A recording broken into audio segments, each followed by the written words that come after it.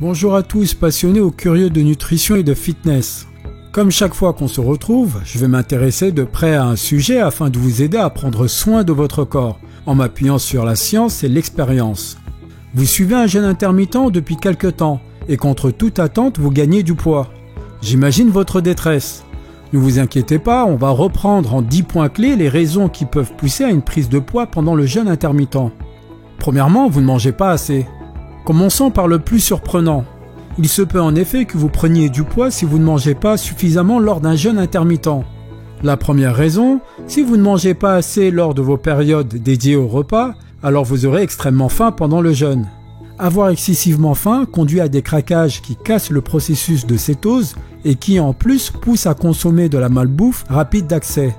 Ou bien si votre jeûne est terriblement difficile, vous allez ensuite beaucoup trop manger lors de la prochaine fenêtre d'alimentation. La deuxième raison, si déjà vous jeûnez, mais qu'en plus vous êtes en trop grand déficit calorique, votre métabolisme pourrait ralentir, ce qui signifie que votre corps va brûler de moins en moins de calories. Cette réaction du corps, qu'on appelle thermogenèse adaptative, est liée à sa perception de dangereux changements de température ou d'alimentation.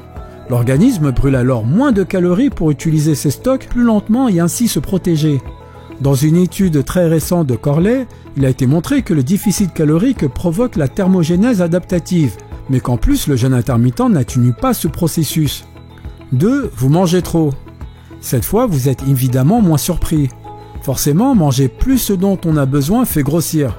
Lors d'un jeûne intermittent, plusieurs causes peuvent pousser à trop manger. Vous faites du sport et vous vous dites que dans ce cas, il faut plus d'apport calorique. C'est vrai, mais n'oubliez pas que cette équation est en rapport direct avec votre quantité d'activité physique. Il faut que la balance apport-dépense soit équilibrée. Votre jeûne est trop restrictif et alors vous avez hyper faim. Du coup, vous mangez excessivement dès que le jeûne est fini.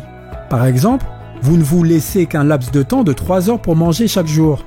Ça ne sert à rien de se torturer si ça ne fonctionne pas pour vous. Raccourcissez votre jeûne. Vous avez peur d'avoir faim, alors vous compensez en avance. C'est une raison assez courante identifiée par Stiss en 2008. Cette peur d'avoir faim a tendance à conduire les adolescentes pratiquant le jeûne intermittent à développer des troubles de l'alimentation, type boulimie et d'hyperphagie incontrôlée.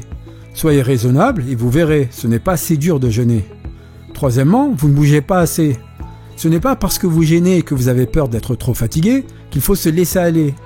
Jacques Issik a rassemblé de nombreux articles s'intéressant au rapport entre activité physique et obésité.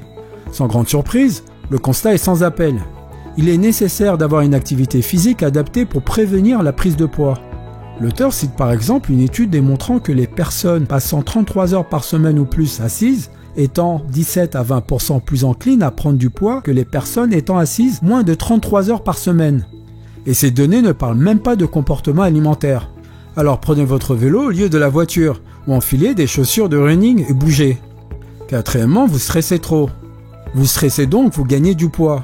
Vous gagnez du poids, donc vous stressez. Vous lisez ceci, culpabilisez puis stressez. Cassons vite ce cercle vicieux. Le stress a plusieurs impacts sur la prise de poids. Comme le montre l'étude de Keikolt-Klasser, le stress fait directement monter l'insuline et donc nous rend davantage résistants, ce qui est une mauvaise chose. Également, les agents stresseurs sont associés à un taux métabolique au repos d'après repas plus faible et une diminution de l'oxydation des graisses. Avec tout ça, les auteurs ont calculé que l'accumulation de 6 heures de stress dans la journée se traduisait par 435 kJ supplémentaires, ce que représente 5 kg par an de gagné. En plus de ces changements hormonaux, le stress conduit bien souvent à adopter des comportements qui ne sont pas sains pour le corps et la prise de poids.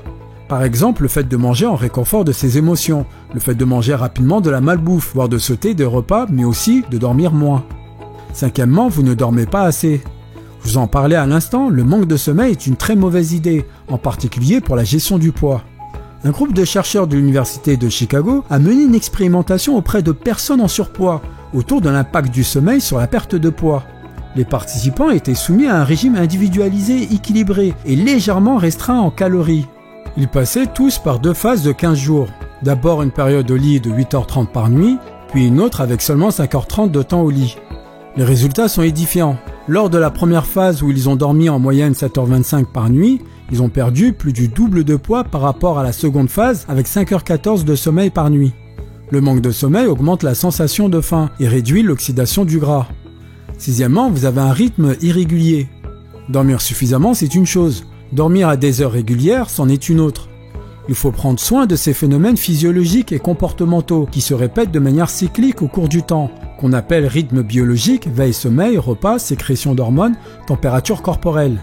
Car autrement, comme le montre Cobassin, les perturbations des rythmes circadiens impactent directement la gestion du poids, à travers notamment l'augmentation de la résistance à l'insuline, l'accumulation de gras stocké et les dérégulations d'hormones gérant l'appétit. De même, si vous changez trop régulièrement la durée ou l'emplacement de vos périodes de jeûne, vous déréglez ces rythmes. 7. Vous ne consommez pas la bonne quantité de protéines. Avec les protéines, il est important de trouver son équilibre. Si vous n'en mangez pas assez, vous risquez d'avoir faim pendant les périodes de jeûne. Puisque comme on peut le voir dans l'expérimentation de Pat Jones, les protéines ont un pouvoir rassasiant supérieur par rapport aux lipides et glucides. Rappelez-vous, avoir trop faim pousse à des comportements alimentaires favorisant la prise de poids. Autre raison de consommer des protéines d'après les résultats de l'étude, elle augmente la thermogénèse et donc les dépenses énergétiques, tout en favorisant la conservation de masse maigre. Attention, il se peut aussi que vous mangiez trop. Lorsqu'on consomme plus de protéines que nos besoins, alors un processus de néoglucogénèse peut se mettre en place. C'est-à-dire que le corps va transformer certaines protéines stockées en glucose, donc casser la cétose et rendre davantage résistant à l'insuline. Tout cela résulte naturellement en prise de poids. 8e, vous mangez trop de sucre. Non seulement les produits sucrés sont souvent riches en calories, mais en plus ils affectent au niveau d'insuline. Pour rappel, c'est cette hormone qui pousse le gras à être stocké puisqu'elle indique au corps qu'il y a assez de glucose pour en faire de l'énergie. En plus, les aliments riches en sucre nous font manger plus d'une manière générale. D'abord parce que le sucre augmente les taux d'insuline qui eux-mêmes bloquent la leptine, l'hormone de satiété qui indique au cerveau que nous avons suffisamment mangé. Mais aussi parce que le sucre agit directement sur la dopamine, l'hormone du plaisir, qui forcément nous pousse à continuer de manger par pure gourmandise, sans faim. 9e, vous buvez trop de café. Il n'y a pas de problème à boire du café noir en soi, et notamment quand on pratique le jeûne intermittent puisque ça calme la faim. Mais une méta-analyse de Dewar a mis en évidence que 5 études analysées sur 7 suggèrent que la caféine augmente les taux de sucre dans le sang et prolonge cette durée élevée en glucose. Des taux glycémiques élevés conduisent à une baisse de la sensibilité à l'insuline, donc à plus de stockage des acides gras. Autrement dit, à une prise de poids. Il convient donc de boire votre café avec une certaine modération. Et pour finir, vous ne respectez pas vraiment le jeûne. Avec tout ce que je viens de dire, vous comprenez certainement les raisons et les conséquences d'un jeûne mal fait. Peut-être que votre jeûne est-il trop restrictif, peut-être que vous stressez trop, ou que votre prise de poids vous démoralise. Et alors, régulièrement, vous craquez pendant les périodes de jeûne. Vous l'aurez compris, craquer en plein jeûne conduit à de nombreux comportements délétères pour la prise de poids. Trop de sucre, dérèglement des rythmes, malbouffe, etc. Reprenez tous les points de cette vidéo et faites les ajustements nécessaires. Votre expérience de jeûne intermittent sera largement meilleure, il n'y aura plus de raison de craquer régulièrement pendant les jeûnes. Vous êtes capable d'identifier les raisons de votre prise de poids malgré le jeûne intermittent. Il n'y a plus qu'à y remédier. J'espère que cette vidéo aura répondu à vos questions et vous aidera à vivre une bonne expérience de jeûne intermittent. Si j'ai rempli ma mission, je vous invite à aimer la vidéo et vous abonner à ma chaîne pour encore plus de contenu fiable sur le fitness et la nutrition.